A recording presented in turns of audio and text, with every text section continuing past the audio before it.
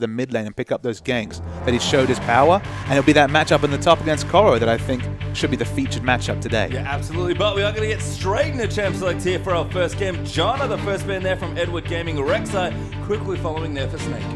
Yep, two very strong champs. I think after that performance by Clear Love on Rek'Sai, you can't give him that champion just because what's usually a herbivore jungler, you're usually a low intense in terms of ganking jungler. He really pulled off kind of a fine balance between both ganking and farming and went beast mode on that Rek'Sai. So take it away, force him to go away from that comfort pick and try something different. Yeah, respect here to Crystal though. Tristana actually going to get a ban. Xerath banned out there as well. LeBlanc and Nada next to, and EDG instantly locking Azir for their mid laner. And that's Azir locked in when Kassadin's available. And we saw the power of Kassadin last year. Kassadin Jarvan will be some massive power picks here. But I just want to come back to that Tristana ban. It might seem interesting because Tristana, she saw some nerfs, she's seen some popularity in the LPL, but not usually a first pick, first ban champion. But Crystal, basically when he picks up that champion, that signals that Snake are looking to go late, that Snake are looking to drag out that mid game, go late and have that massive Tristana getting the reset damage in team fights. That's been their identity. The one time they played a different AD carry, they played Sivir, and that was when they had the Irelia, and the Sivir Irelia mid game kind of ran over Gamti in that game. So a different flavor going to come through from Snakey, and I like the fact that EDG go for that very specific ban to kind of say, all right, Snake, you play really well with Tristana on that late game style, but what else you got? Yeah, and again, Snakey going to go with some strong picks.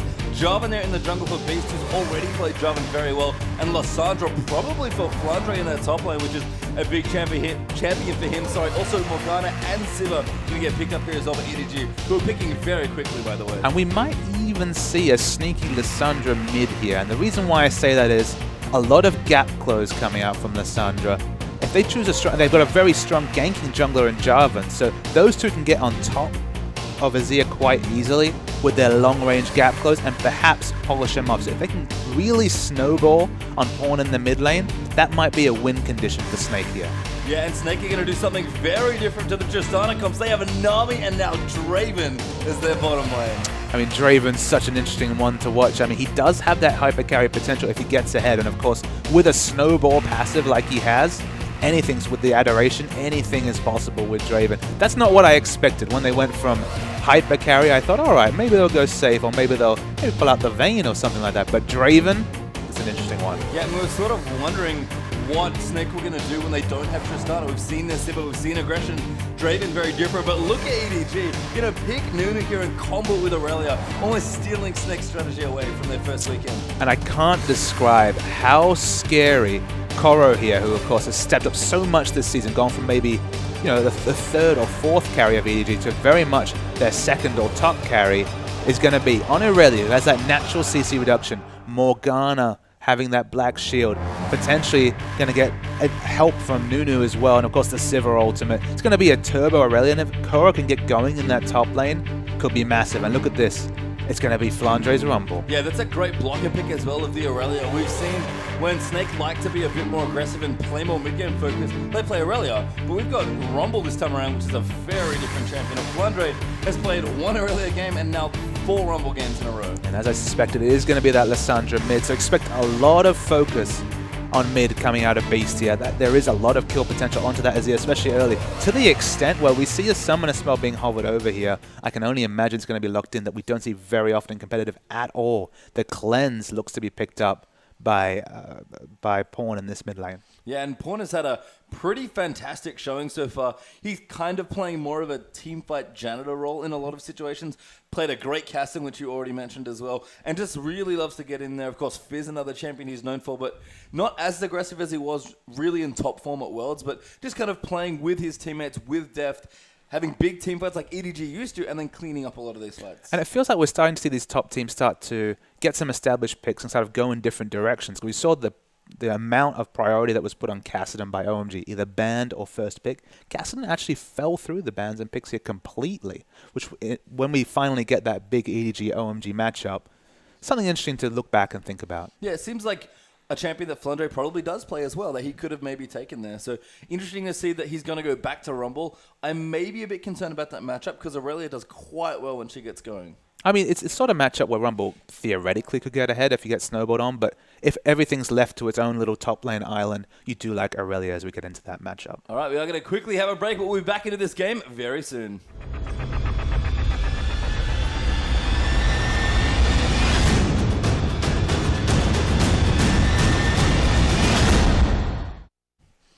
All right, we are on to the Rift here for this first game between EDG and Snake. EDG over on the left-hand side, there'll be our blue team for game one, and Snake on the right, there'll be our red team. We're just going to watch them spread out now as well. And again, a battle of two teams that really have both looked excellent coming in, but this is the first true test for Snake, you have to feel. Absolutely. They've shown great success in that mid-game team fight decision-making they made in Game 1 against Gamty. They looked very strong there. Then they took it late 3 games in a row and managed to take the victories there. So this is kind of Snake's defining game. This upstart team, 4-0, joint top of the league, taking on one of the established teams. I mean, EDG, you listen to analysts that understand the Chinese scene, either first or second is the expected place for this game. So this is the chance for Snake to show, hey, we're really here to compete for these top spots, or maybe they'll start to fall away as the LPL goes on. Yeah, and for Snake, the team coming in here, a lot of experts said that, you know what, they're probably the last place team in terms of teams coming in here, but they've really been impressive so far. So we'll see what they bring out here against a very strong opposition. But other than that, just some pretty defensive posturing here by both sides. No one really getting too aggressive, just kind of fanning out, making sure all those entrances are covered. We follow that Draven with the camera here. He's the big unknown in this matchup. We've seen Draven have a smattering of professional play. You know, Cop picked him up for a while. Different AD carries have experimented with him. He's not often seen in the Asian scene, and that's encompassing both Korea and China to a large extent because he doesn't have that escape, right? He has the ability to disengage with the stand aside, but he's basically an all-or-nothing AD carry, kind of like a Jinx, and you don't really see a lot of those in competitive play. So to see it here in the LPL, a region with so many strong AD carries, it's an interesting one. And look at this. Opting into a lane swap here is def, just because I can tell you that that is a terrible matchup for Siva. Yeah, you just don't, you're a short-range carry. You don't really want to have to deal with that, as we are going to have EDG start off on the red buff here. I mean, the massive problem is that you can't do anything against those Draven whirling axes. I mean, the spell shield doesn't really work for anything, and if it does, you're probably dead already. Yeah, looks like Snake are going to start on their Gromp camp as well. So there'll be a bit advantage coming into what will be a 2v1 now, and Flandre is going to be in a bit of a pickle potentially, actually, in a 2v1 of his own. And I guess I'm wondering what Clear Love will do here on this Nunu. It's a bit of a different flavor than we often see from him. He has pulled it out from time to time if we go really historical. I mean, he's a long-term player, is Clear Love here. I mean, it's really amusing to me that he picked Nunu into the same matchup that Beast showed so much proficiency in, this Nunu versus Jarvan matchup. If he can have the same effect that Beast did in that first game against Gamty, where he ran the enemy jungle, where Jarvan had to really deal with a snowball or more whenever he tried to take a camp, it could be massively powerful. Jeez, Pawn with a massive trade in the mid there as well. Baka already chugging some of those biscuits, trying to get his health back in.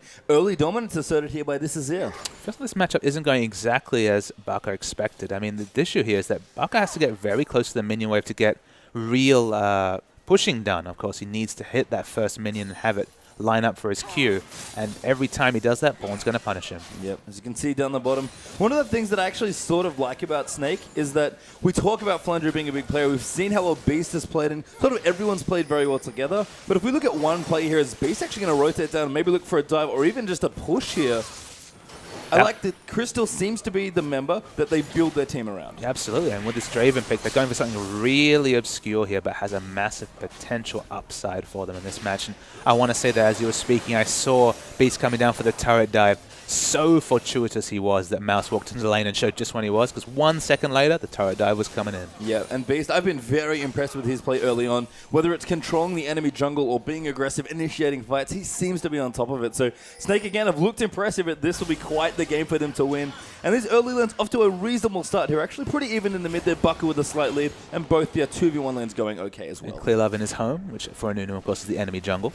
Chomping on some minions right here. The 1v1 lane matchup between Siva and Rumble is not one you see too often, of course, and it's a really interesting one just because Rumble has quite a lot of mobility, of course, with that W, but once Siva hits an auto, she's almost always going to be in position for a second. So Baka's actually forced out of mid lane here.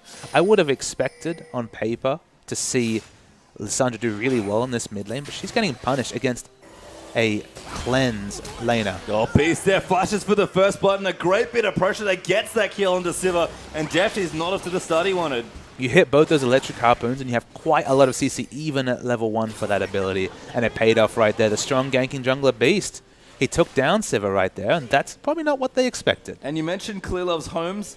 Definitely the enemy junglers, Anuna is one of them, but from what we've seen, Deft's lane is the other home for Clearlove, and he wasn't there, unfortunately. He popped up there to check it out, but couldn't save Deft from that first kill. But it's all a passage of events, right? They needed Mouse to go bottom lane, or he was definitely going to get dived, was Koro in the bottom lane. He showed up at just the right time, and that worked out. But what does that mean? Very limited vision around Deft in the top lane there. He was kind of required to fend for himself. And unfortunately, once you use your spell shield against a Jarvan and Rumble, there's so much CC available from them, even at level 2 or 3, that you're going to fall. So that's what they paid for. That they paid for Koro farming a bit safer in the bottom with Deft's life. And I have to say, very impressive from Beast there. Basically pressured two opposite sides of the map in about 30, 40 seconds and gets his team going once again. We've seen what happens when Beast gets aggressive and starts ganking Flandre, or ganking for Flandre, sorry, I should say. And when Flandre gets going, we've only seen it once, but boy, is he good if he gets ahead. And I think that's a good thing to point out, just because pathing from bot to top after getting that gank off down bottom, or at least attempting to get a gank off down bottom, and actually getting to top in kind of a way that doesn't put you massively behind is quite difficult early, especially before you can really afford to invest in the Moby boots or anything like that. So jungle pathing, it's been something we've always been synonymous with Cacao, who's always been one of the best jungle pathers. And Beast, he's taking a claim for it as well. I have to say, the more I see Beast play, the better he gets. But we'll see what happens early days here in this particular game. Snake do take the quick edge, though, as Def will go down for first blood to Beast, not to Flandre, but he does get the assist. Anyways, we continue down towards the bottom. Crystal off to a great start here after that kill on Deft, especially 40 to 26 CS on this Draven. Yes, it's a massive CS advantage, and of course the adoration stacks adding up, so you know that if he gets that early kill, especially if Beast can translate that early gold into just having that much stronger of an EQ into ultimate.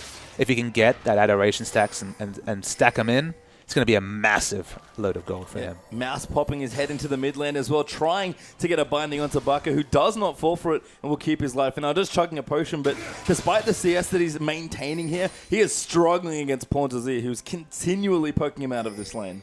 I'm continuing to think about the Draven pick here. I guess one of the reasons you don't see him so much in other scenes is that usually in a 2v1 situation, you don't want to push. You want to deny experience. If you're auto-pushing always as the Draven, in this Chinese region, we've only seen pushing. We've seen no denying of resources. They're happy to push into the enemy top laner.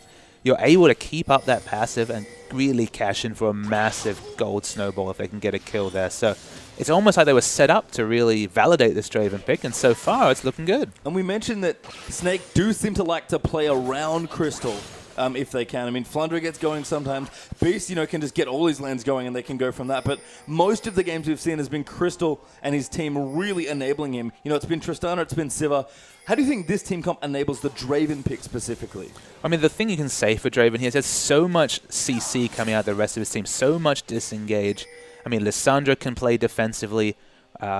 Nami, of course, has so much disengage herself. There's a lot of latency, so it's actually very hard to get on top of this Draven. And you look at the enemy team here, it's only really Aurelia that's going to be in a position to get there. Obviously, it could be the Dark Binding out of vision, but in general, there's very little gap close to get on top of this Draven, and a lot of CC to protect him. Yeah, and here comes actually Pawn. Teleport does go down, get cancelled by Flandre, though.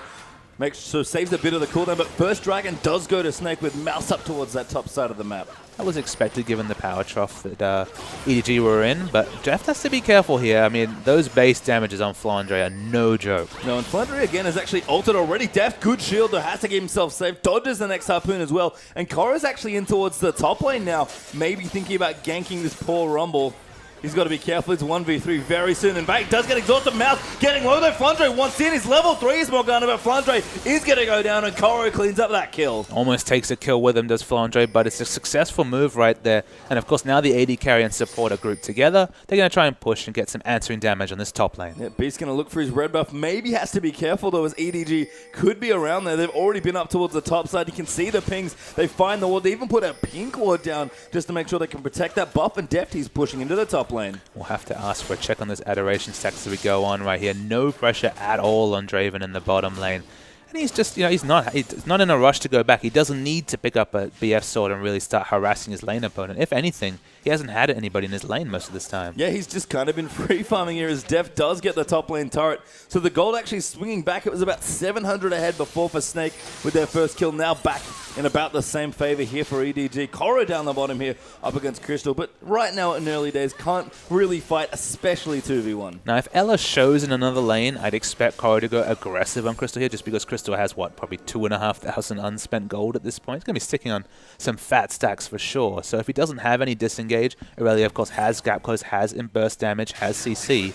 There's a lot of potential for Aurelia in that lane, but no. Crystal's going to be smart, back off right here. It's usually about 40 CS for BF Sword, so he's going to have plenty of items. And a quick highlight here as well for Snake. A lot of people talk about this team and how good their minion control is. I'm so impressed that Barker is keeping the CS this even, despite being forced out of lane 3 to 4 times already by Azir. Absolutely. I think at this point he's realized he just needs to get through laning phase, and then once the team starts grouping, it's going to be a lot more even. But for now, been struggling, but Barker showed a lot. It's one of those things where we've kind of focused our attention on one carry each game. We were all on the Flandre train. Then we were talking about how great Crystal were doing. I mean, Barker's Xerath won them a game last week with some exceptional play as well. So it's not just single carries. There's carries all across the map for this Snake team. Well, Flandre train getting rolling now. He does have his haunting guys, which is the first step to that big, cost-efficient 1.5 or 2 item power spike, depending on how you want to think about it with the guys plus the Sork Shoes. Aurelia building up towards her Trinity Force as well, and BF Sword and the Vamp Scepter already done for Crystal's Draven. The Vamp Scepter to me suggests that he's going to try and split more, just because he wants that sustain so that he can try and 1v1 keep up with Koro on this Aurelia. If he had gone for a more greedy option, let's say, let's assume he had up, as we see so much damage coming onto Barker. Got to be careful, Koro here as well. Barker does have his ultimate, but doesn't have to use it. Aurelia cannot get in range. Holding on to both her Glacial Passage and the ultimate there. And Crystal goes and picks up another structure. Has to be sitting on just an ungodly amount of adoration stacks at this point. Yeah, Draven getting pretty rich, both in money and in adoration here. But EDG are grouping in towards the mid. Going to look to try and take out this turret, it seems like. Q's coming out for Barker. Got pretty low range wave clear. Uses that E, which does clear, but it makes him kind of vulnerable. And good poke there from Azir. Barker forced to hug that wall right to the right of his turret, but haven't got the tower yet here, and Snake might group up for a counter push. And you cued me with that word wave clear. Look down this Snake team. If Barker's allowed to get in unimpeded and clear waves with Q, absolutely they have wave clear. But their other wave clear options are limited. That's one thing Draven does not provide, is wave clear. And that was the thing as well, when Flandre died in that 1v2, never mind, there actually damage coming in. The Dark Binding landed in, but they're going through it. Barker gets initiation, gets on the call. Great ultimate there from Rumble as well. Crystal now just comes in for the cleanup. That's 2 free kills for Snake. Now Def getting chased out as well. Flandre, a beautiful harpoon, and what a Draven on as well. There's the kill on 3-0 Snake. Wasn't able to capitalize on the adoration stacks, but Crystal comes in just the right time. They grouped up. It was wonderful position from Beast. He was the champion right there with the huge flag and drag. And they're going to take this turret, and it doesn't matter if you don't have much wave clear, if you can pick engages like that. Yeah, and this, you got to be so careful when you have Draven. He's super immobile, but he does a lot of damage. Snake engaged perfectly there to get those kills, and let's see it again. So we watch the replay here. Look at Beast come in. A massive EQ into the ultimate. Everyone's group. The equalizer goes down. That's all she wrote. Crystal's just sad he couldn't pick up a kill right here. It was so close. Flandre gets a lot of damage in there. We were talking about maybe 100 damage worth of damage to secure that first kill. He walks away with the adoration stacks and a straight bloodthirster. And Snake 4-1 now early on in this game. 2-1 in turrets as well. And he had a nice little pretty gold lead for themselves of 2,000 gold, not to mention the first dragon. So everything going well for a team that's supposed to be getting tested. And EDG looking a little scared here early on against Snake. We're going to have to start revitalizing those tier lists and maybe revising them and seeing something different here. Snake is showing so much in the early stages against the old guard of EDG. Yeah, and Barker, what a great initiation, finishing up some pretty key items for himself as well. He's got his Morella Nomicon done and his Ionian Boots of Lucidity. Flandre, though, has found clear love. Not really who he wanted here, and now Koro is coming up as well. Bucket can't quite make it in time, and there's so many snowballs chasing him down. Flandre does not have his flash. He's just going to keep running, and now Bucket's here. They could turn it around, but they don't have too many cooldowns. They will back away, and Flandre's fine. Bucket had to use his Glacial Passage just to get in there and have some pressure to stop the assassination coming on Flandre there. So without that mobility, smart to back away. But Snake lived to fight another day. Flandre going for a quick Leandri's there as well. So going to be doing quite a lot of damage with that ultimate. Look at the one-item power spikes here. Straight Leandri, straight Bloodthirster. Who needs boots? Who needs anything else? They're just going for straight damage. But there is a lot to take advantage of there, because going for straight damage and no mobility against a Sivir comp, very risky. Yeah, and they have to really play these fights well, but they've got a good lead so far. Going to look for a second dragon here. It'll go down very, very quickly to the damage of Snake. No one from EDG anywhere close to looking at the timer, let alone contesting, and that's 2 clean dragons to 0. Yeah, they'll have an educated guess when they see Lissandra come back into lane, but they're just pushing top instead. But Killer and Koro, they can't really do any damage against that structure. And you mentioned wave clear problems as well. I've seen Flundra use his ult on waves multiple times, and that's the sort of thing that Snake might have trouble with moving into this game, but we've heard, again, so good at controlling these minion waves, and if everything keeps going like this, Snake are looking very strong in Game 1. The only time we saw Samsung White really struggle at Worlds is when they went for those no wave clear comps with, say, a Fizz in the middle lane, and they fell behind. And that's really the only scope Snake have to really struggle here, is if they start to lose this vision stranglehold they have. And look at the vision. I mean, Ella and friends have done a wonderful job getting walls down. Complete, aggressive vision. This is decisive vision coming out from Snake here. If that ever abates, they do have severe wave clear problems. But for now, they can use those ultimates and pick the fights, because if they layer their CC perfectly, team fights will be won. Well, we'll see if they can keep it up. EDG continuing to farm out in the slight disadvantage they have here. Sivir actually building in, got that Brutalizer that we've seen become a little bit more popular, plus the pickaxe as well. Building towards an early Infinity Edge. Trinity Force still on the way here for Koro as well. So he's got most of those components almost done. And an Athene's actually there for pawn in the mid lane with his Azir. Really doubling down on mobility as Sivir here. She realizes that Snake don't have the most mobility in teamfights, so she's going for the earlier Youmuu's Ghostblade. It is a very nice pickup in teamfight. She'll have a massive amount of move speed, and of course, it means that her Q poke before armor's picked up will hit for a lot of damage, but it does delay the true power spike of the 3 core AD items that every AD eventually goes for, of course. And so he's delayed in power spike. The Infinity Edge is looking miles away, and suddenly Def's in a lot of trouble. Yeah, Flundra is down here as well. That's a beautiful equalizer, and now Def might get sold out by Rumble here. That's a good knock-up coming through as well. And now Mouse is going to go down. Crystal does pick up his stack. Now Clearlove in trouble. There's another good knock-up onto Koro. Clearlove going to pop his ultimate, but that's not nearly enough. Azir does get the kill onto Jarvan, but that's 3-1 there. Sorry, 4-1 in favor of Snake. Basically, time, I'll be honest, I had my eyes on Draven the moment he cashed in there. So on top of the killing gold, he cashed in 720 bonus gold. And Draven, we talk about it, the Smobal AD carry, one of a kind when it comes to how his passive works. But boy, when he gets ahead, is he hard to stop. And the hype train for Snake maybe speeding up here as well. This is a very impressive performance to open this particular game, but still not done it. Let's watch that again, though. So, of course, it's all about the Flandre coming in from the back. He's literally solos Def. Def can't do anything. That's when everything falls apart. Crystal cashes in on the Morgana, and everyone's just queuing up to be killed, to be honest here. Clearlove tries to control as much as possible. It doesn't matter. 4 kills for Snake, and all Azir can really do is watch and wonder how it all happened. Yeah, and Beast tanking up plenty of that damage. Was a casualty there for Snake, but the only one there, part of one of EDG's 2 kills in this game so far. And happy to die there in that particular instance, was tanking plenty of damage to the choke and the tribal. So now EDG going to look to counter push a little bit here, but Snake are 5,000 gold ahead already. And you have to say the Korean imports who have definitely showed up the biggest here are Beast and Ella. It's been excellent vision control from Ella. Those wards they've had down consistently have been wonderful. And Beast's engages, particularly the first replay when we saw in the team fight in mid lane, have been wonderful. But here, EDG, they finally are able to capitalize on their massive wave clear advantage and pick up that outer turret. Yeah, nice rise there from Pawn, dealing plenty of damage to that turret. Azir, pretty good in sieges as a result. Can do decent damage to turrets and zone people off, so nice work there. As Clearlove move back towards his blue buff, and just look at the amount of defensive pin cords that EDG have to put down. Absolutely, just to have any chance of any sort of vision in the their side of the jungle. It's a big problem, and this is the return of the Clearlove that a lot of fans get frustrated with. He's just been unable to put out any real map pressure here on this Nunu. It's not that Beast Nunu from Game 1 against Gamti, and in this matchup, Jarvan has run rings around him in terms of lane pressure, as off the screen, Draven gets going. Yeah, Crystal gets another kill. Beast now going to lock up Clearlove as Ella and Crystal will chase in here as well. Draven is hungry for more stacks, but they can't chase anymore. But they'll take it. A 3v1 kill there is more than enough for Crystal's Absolutely. Draven. There was no mana on Beast either there, so it wouldn't be another EQ engage. They have to back away, but extra kills are extra kills. 5,000 gold lead at 17.5 minutes is a massive one. There's no objectives realistically to take on the map, as Baron hasn't even spawned yet. And wow, Snake are just dominating EDG. Yeah, Flandre actually going to go in onto Koro. He's overheated, but he'll happily fight here. Koro's forced to pop his ultimate, actually, just to keep himself a bit healthier. Flandre already used his, of course. That guy's an ult bot.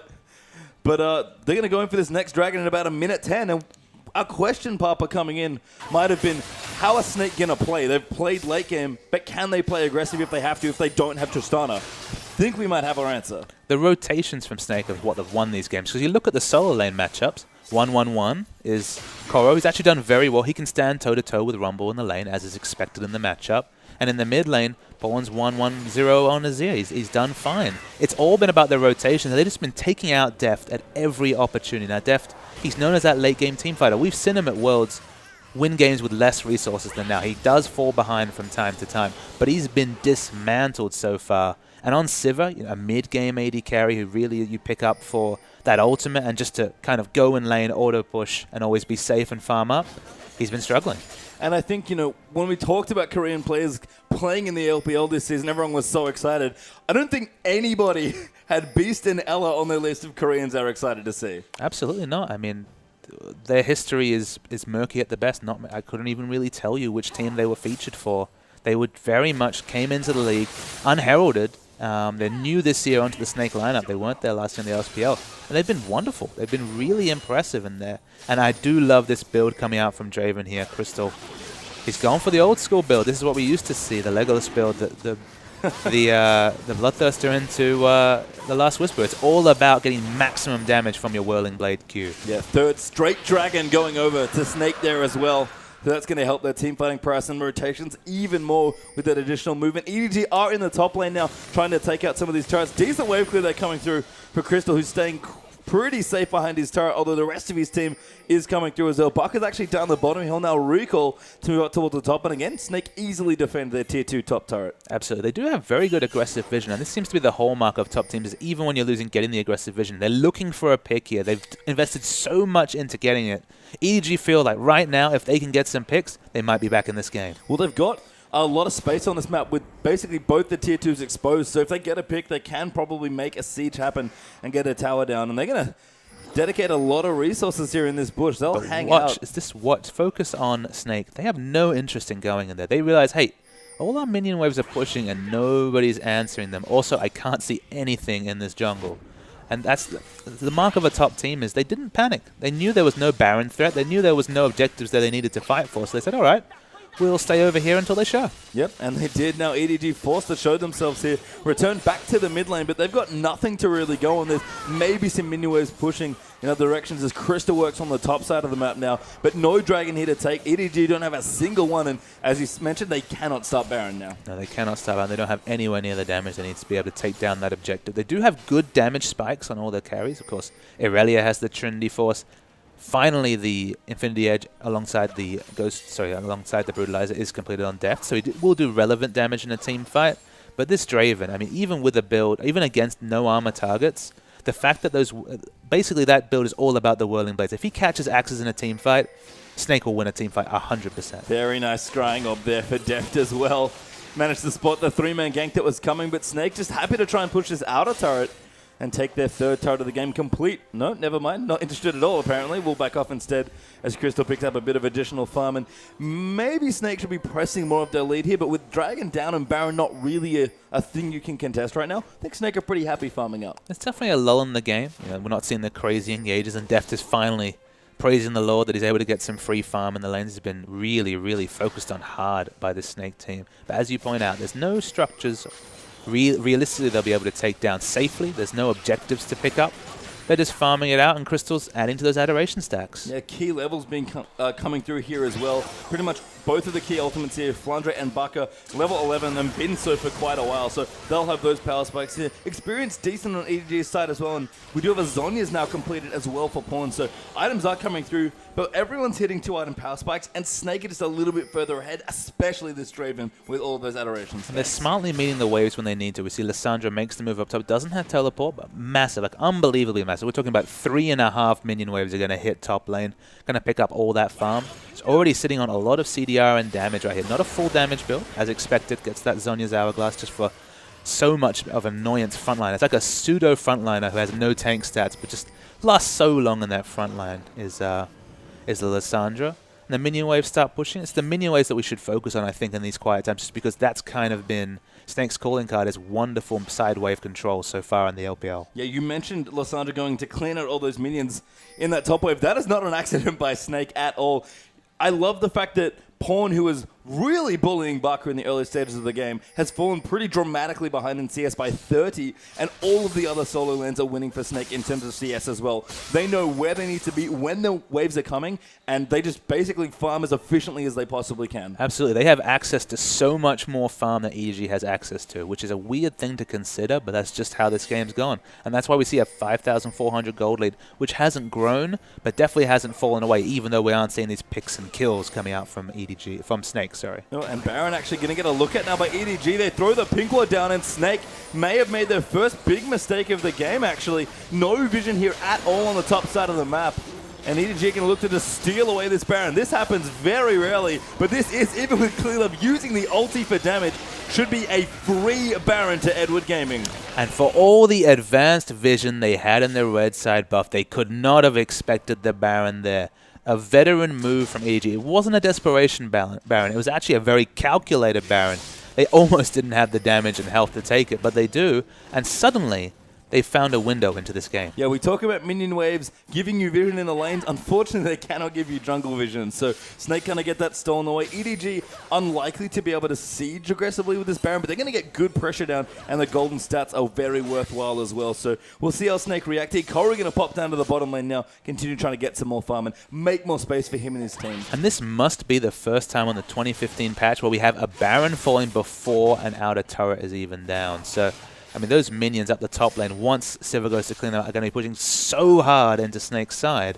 And this is the case of you can't really push any advantages when your minion waves are always going to be straight under your inner turrets. So a masterstroke from EDG, you have to say it. Yeah. You have to think Clearlove was the one who engineered that one. And for once, the Nunu pick paid off big.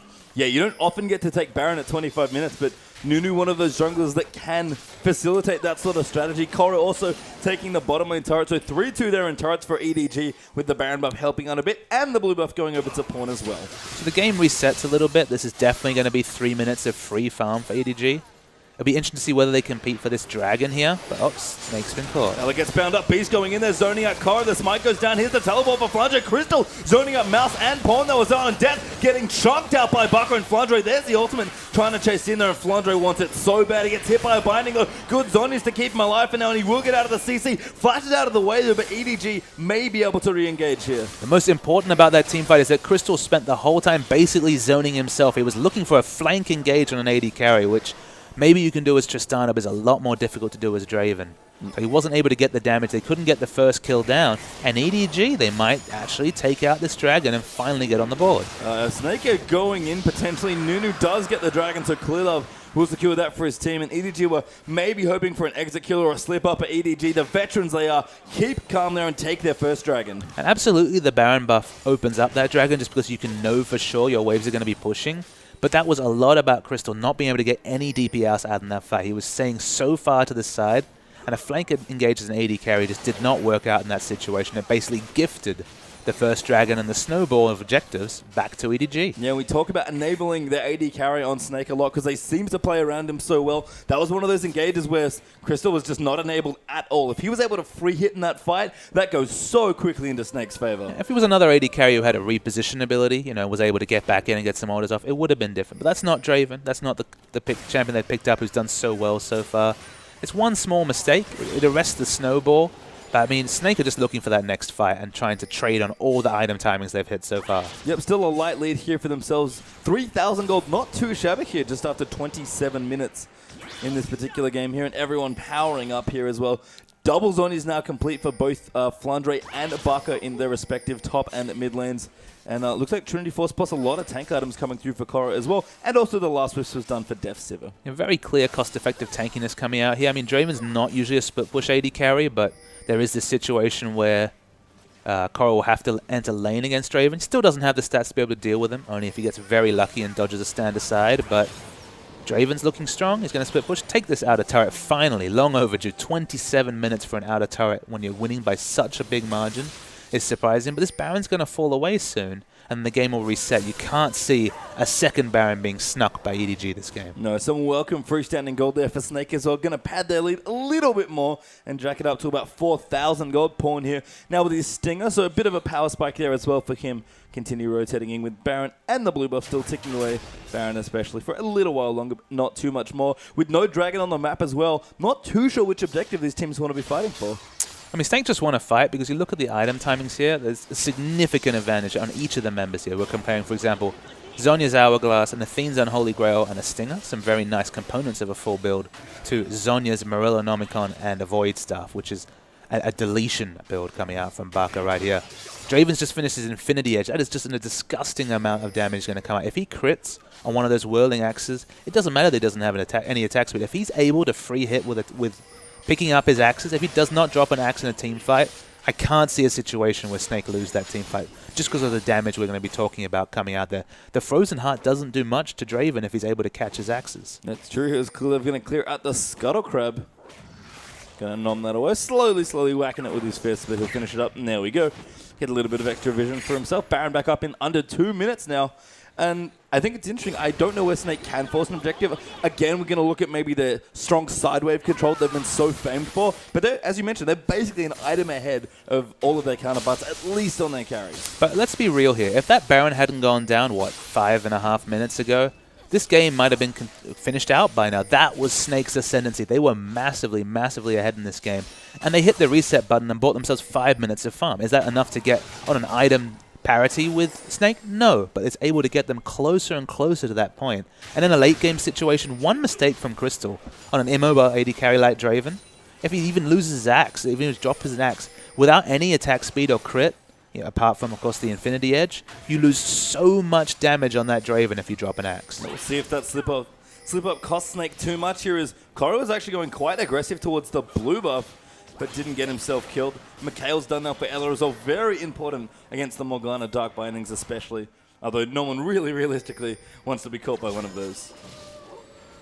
The builds are filling up here. We checked the vision, and it's not the trademark aggressive vision that you'd want if you were a Snake fan here. Unfortunately, Ella hasn't been able to sneak down those wards. They had perfect vision 10 minutes ago. The Baron buff, the minions always pushing, meant that they've never really had a safe time to go and sneak that advanced vision in. They haven't been able to contest the buffs that they would like to do on this EDG side. A great, decisive call from EDG have brought them a window into this game, but make no mistake, that is one massive Draven to deal with. Yeah, it is. And Crystal, if you can get the right team fight, it's going to be horrifying. He's got an elixir as well in his inventory, so Snake know that their next fight is going to be the big one, and I have to assume it's around the Baron that's coming up in 12 seconds or so. So we'll see if they're going to start clearing out vision for themselves. They've got the Cytos pushing reasonably on top and bottom as well. So Snake, if they're going to look to get vision around this Baron, have set themselves up quite nicely. And this has all forced Deft into basically an emergency AD carry build on Sivir. That is more a build you would expect on someone like Draven than Sivir, just because it's going to be some decent upfront burst with the QW, but after that, Sivir's going to fall off damage unbelievably. Like, the damage fall off will be massive there until he can finish that crit item. So it's a huge power trough for a mid-game AD carry, and Draven is looking damn strong. Yeah, Baron is back up. Actually, the bottom just got pinged there. Flandre going to wander down and clear those up, because that's that wave's pushing against them. And seems like the top wave is pushing for them. But the blue pings did come onto Baron, so Snake have to be careful. They cannot afford to give that up again. I mean, losing a second Baron like this would just be unacceptable. Like, the first one, sure, you got caught off guard. But the second one would be completely unacceptable. Of course, Rumble has his teleport available. It's up to this team to try and get some advanced wards in, but it's difficult. You're trying to get wards against a Morgana. If you face check the wrong brush, could be a teamfight ace. Yeah, Flandre is already teleported as well, coming in, wanting to try and set something up. If nothing else, just get them off. But Koro's caught way behind enemy lines. Ella will take a lot of damage. Crystal's going to come in. That's going to force the flash out of her early. But Crystal is going in over the top with the flash. There's so much damage being dealt by this Draven, and Koro cannot withstand it. Have you ever seen an AD carry flash after a full health Aurelia? Just disgusting damage coming up. But he's not grouped here, and Snake have to be very careful. Flandre flash out. Azir, though, doing good. Popaka is going in. Can't quite find a target, though. Flandre continuing to get aggressive, and EDG are so low here. Yeah, they're going to try and push in, but what can they really take? They don't have wonderful turret damage here. They've only really got Draven to do turret damage, has to get risky then. And look, this is much smarter. They're going to go for the Baron. They have unbelievable Baron damage. Just disgusting Baron damage coming out here. They can get it so fast, but EDG, they're responding. I mean, Clearlove is nowhere near, but Pawn maybe can do something here with the Azir. He's got his ulti up as well. Baka gonna zone him out a little bit. The Baron, does go down. Tidal Wave is gonna miss in, and Pawn will get himself out. Clearlove actually channeling Baka. Will ult him up there. Axes on this as well. Good cataclysm there for Beast, but that's a great Emperor's survive. And oh my god, Death coming around the side. That's 4 clean kills there for EDG. Snake just got completely routed. Pawn and EDG are gonna try and run in here, and the smart thing there was you saw the teleport being channeled by Korra right behind Draven. Draven had nowhere to go. He had no peel. He was half health. There was nowhere he could go. And he got assassinated by Sivir. Just let that ring in your head a bit. Assassinated by Sivir from the side. Wonderful flank engage from EDG. Veteran play coming out right there. They're going to take an inhibitor off this. Flandre, no wave clear. Without his ultimate, cannot help this inhibitor from going down. The inhibitor tower has already been taken. Clearlove, by the way, happily soloing the dragon on Nunu. So going to probably slowly get that for himself here, although it will take him quite a few consumes. I mean, you say solo. I mean, he's going to try not to die, I guess. I mean, he's just taking over on health. Flandre, actually, you need to run, Noble Yeti. Well, I don't think he's going to be able to. Clearlove pops his ultimate, and Flandre's like, hey, buddy, how you doing? Missing the harpoons, uses his ulti to, Clearlove flash back on top of it, but he's actually alive.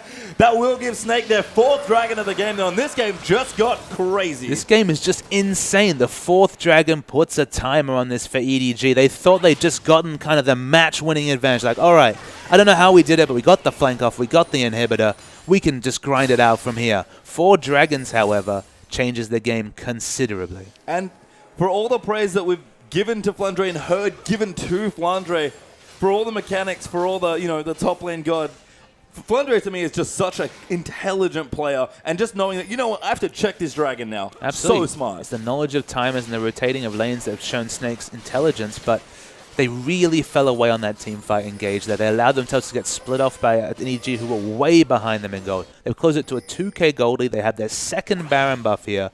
And one decisive call. We keep coming back to it. It's kept EDG in this game, and they very well might win it. Yeah, Pawn's team fighting coming up massive on that Baron fight as well. Beast actually going to consider some aggression here. Flandre does not have his ultimate back. But Baka's off to the side. They're going to lose this turret here despite being the ones with the Baron buff. And Pawn's Azir is really powering up his team in the later stages of this game.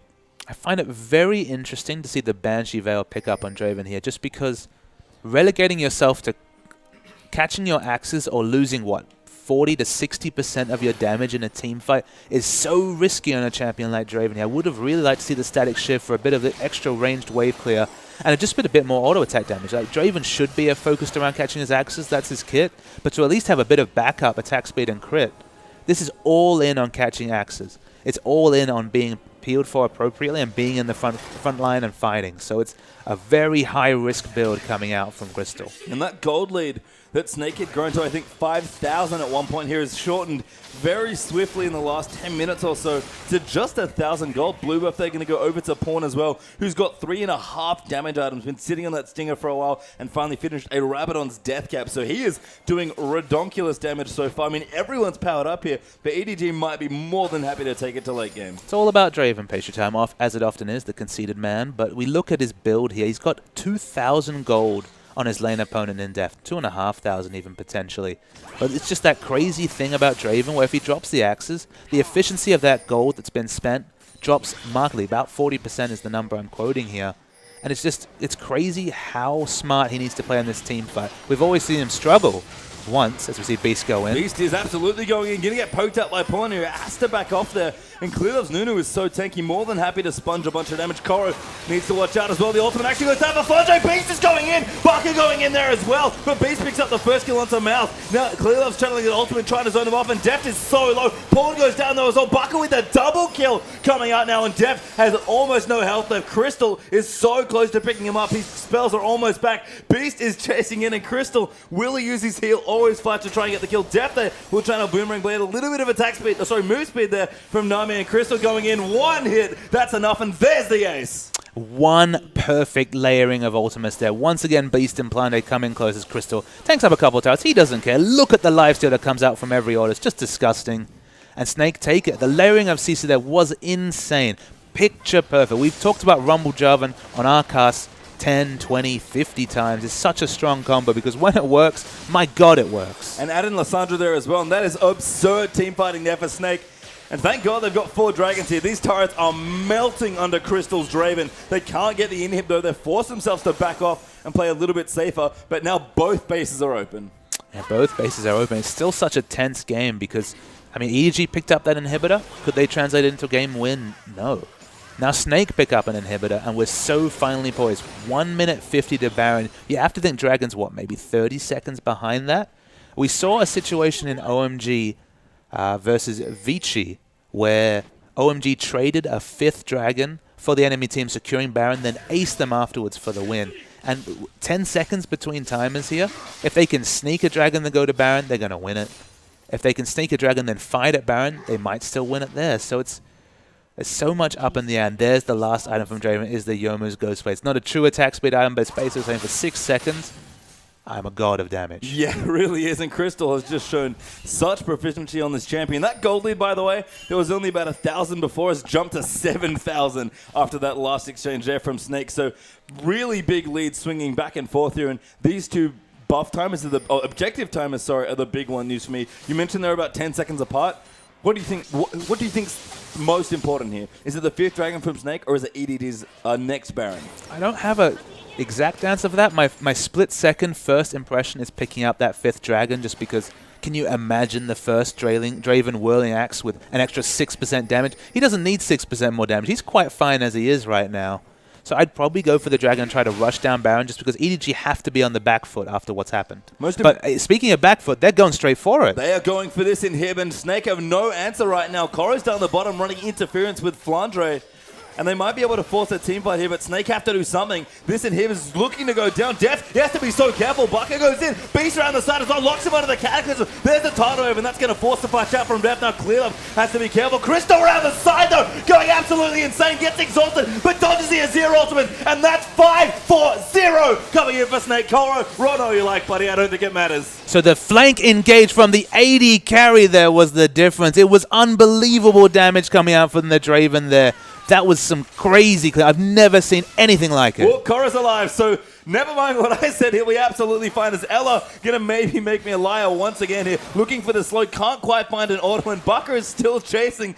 Koro will escape here, but Snake are shoving down the mid. They're very happy to let Koro run away here. They're not trying to pick up the kill. They just don't want him to back. They're very happy for him to either die or to stick around running. And with that, Snake, they've defied the odds. They've defied the critics. They're going to win this game. A first game win here from Snake, and what a way to do it as well. Crystal's Draven, a pick we didn't see before. Someone tell me he favored hyper carries. That is not what I thought they meant. No, that is not what we thought we meant with 8 hyper carries. We saw him saunter around the side and miss out on doing damage in the fight just because he couldn't find the opening. This time he flashed in, popped that Ghostblade, and killed everyone. And this team, man, continuing to impress. I think they may have crept up a little from the 12th place they were offered before the LPL started. 5 straight games in a row, and that one was against EDG. Absolutely. You can write off the other 4 victories and say, well, they were against lower opposition, but against EDG, number 1, number 2, depending on who you talk to, an impressive victory. And we're going to see a replay to see just some of the carnage we saw this game. So we're watching Snake here. They're around there. They're around looking to contest the dragon. The slow comes on to Clearlove, but he's fine. And this is the part where I thought we might see some re-engage coming out from EDG. They really want to try and claim this blue buff here, but this is where the layering happens.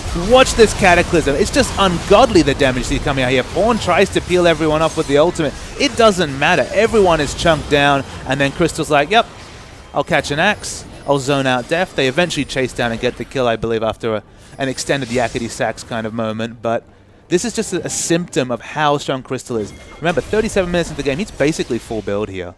Yeah. And he's going to pick off the last kill. That last Whirling Axe probably did, what, 900 damage as Nunu dies in the off lane there. Crazy stuff from Snake, but crazier stuff from Crystal. We thought maybe ban away that Tristana. That might be a smart ban. Take away that Sivir. What else has he got? He's got a Draven. And Crystal, so impressive. We talk about how his team wants to get him going. Credit to EDG, they played very well, though, in that game, and this is going to be insane. We're going to be back for a second game any moment.